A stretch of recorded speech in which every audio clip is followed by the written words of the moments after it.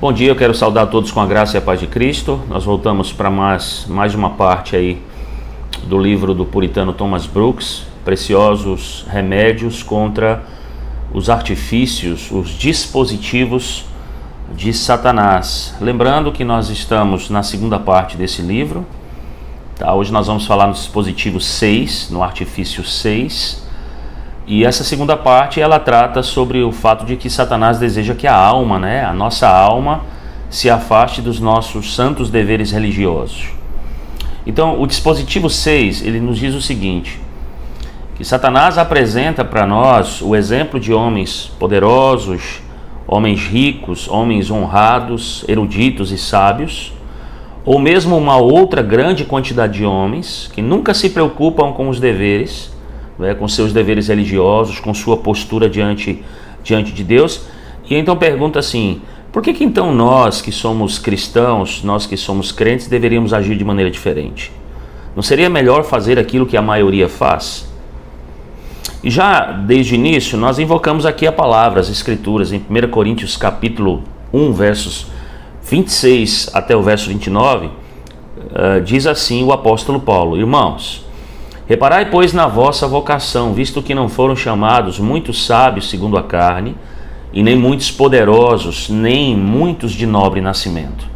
Pelo contrário, Deus escolheu as coisas loucas do mundo para envergonhar os sábios, e escolheu as coisas fracas do mundo para envergonhar as fortes.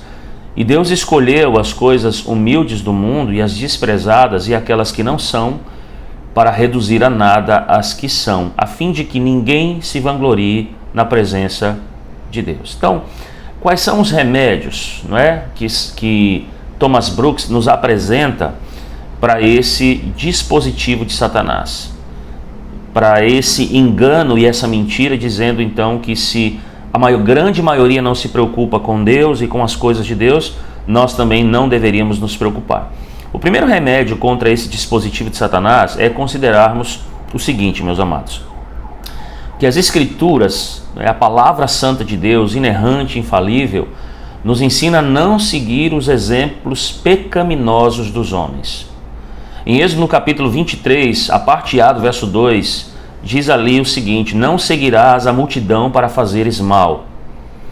Então, qual é a característica desses homens? A maioria dos homens, geralmente, é ignorante, não conhece os caminhos do Senhor, embora tenham a lei de Deus impressa em seus corações, mas ainda assim falam mal daquilo que não conhecem. E por essa razão, porque são maus, porque são completamente corrompidos e estão escravizados em seu pecado, rejeitam o serviço e o caminho de Deus.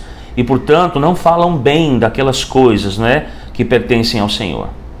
Mas o Senhor traz a sua advertência. Em Números capítulo 16, verso 21, diz: apartai-vos do meio desta congregação, e eu os consumirei num momento.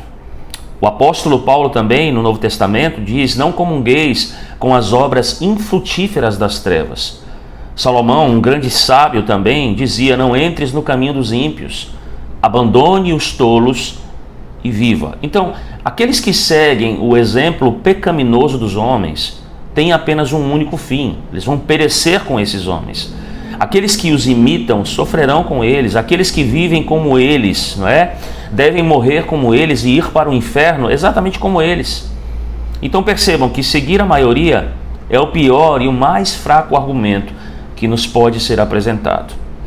Em Mateus, no capítulo 7, versos 13 e 14, diz assim a palavra de Deus: entrai pela porta estreita, larga é a porta e espaçoso o caminho que conduz à perdição, e são muitos os que entram por ela. Porque estreita é a porta e apertado o caminho que conduz para a vida, e são poucos os que acertam com ela. Então, essa é a primeira coisa a se considerar diante desse artifício, desse engano e dessa mentira, de Satanás. O segundo remédio que nos é apresentado por Thomas Brooks contra esse dispositivo, de olharmos para essa grande multidão e seguirmos os seus exemplos, fazendo aquilo que é mal, é considerarmos também de uma maneira muito séria que se você resolver seguir e imitar os pecados dos homens, todos os anjos no céu e os homens na terra não poderão evitar que você sofra juntamente com esses pecadores.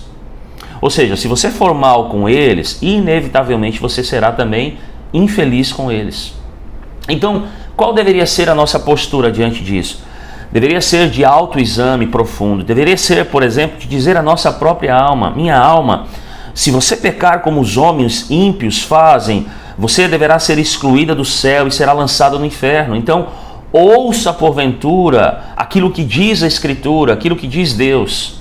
E o que é que o Senhor nos diz? Qual é a voz que então ela é proclamada dos céus?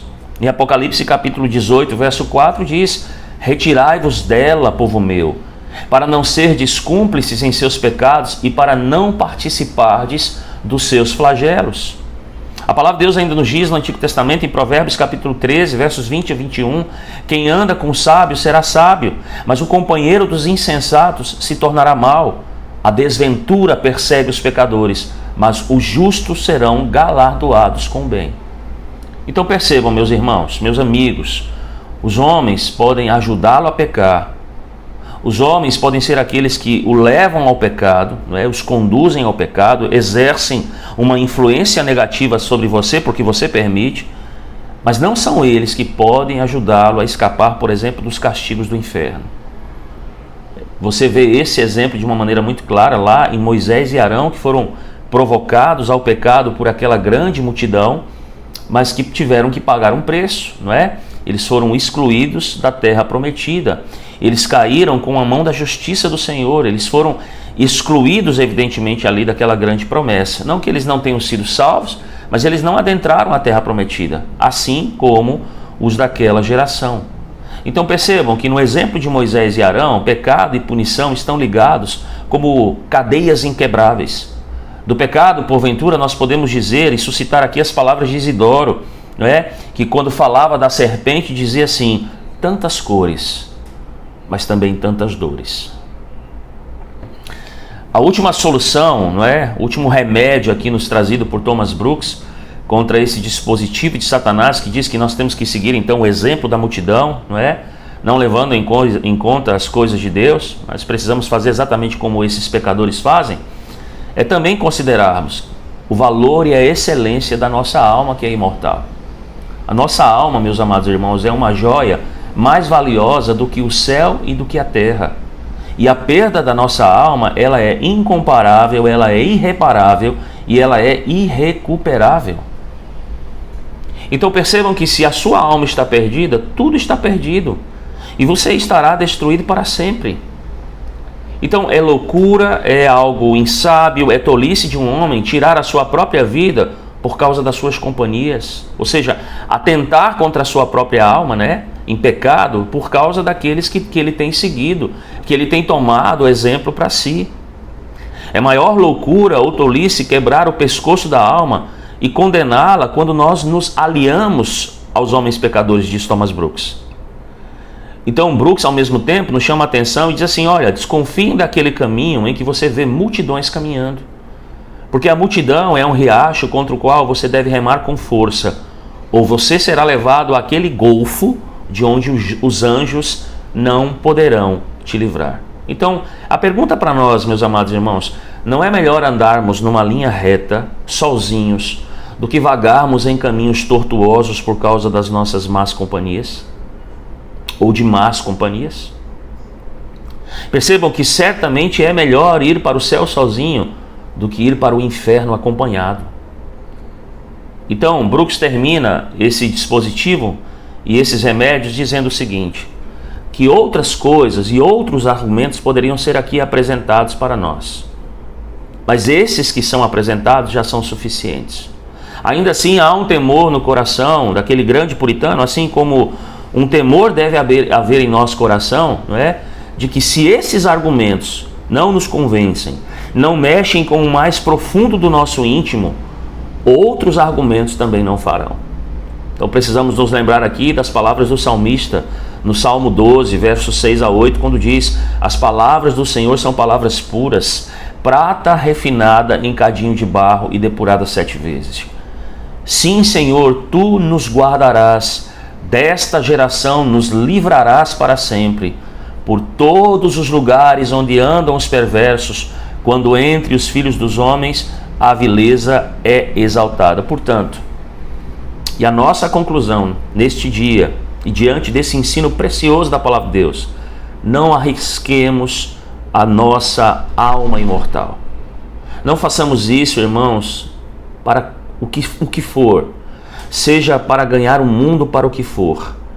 Não sigamos uma multidão que certamente, como diz a Escritura, terá o seu fim nas câmaras da morte, das trevas, assim como o próprio Satanás, esse enganador, esse mentiroso, seus anjos e todos aqueles que caíram em suas artimanhas.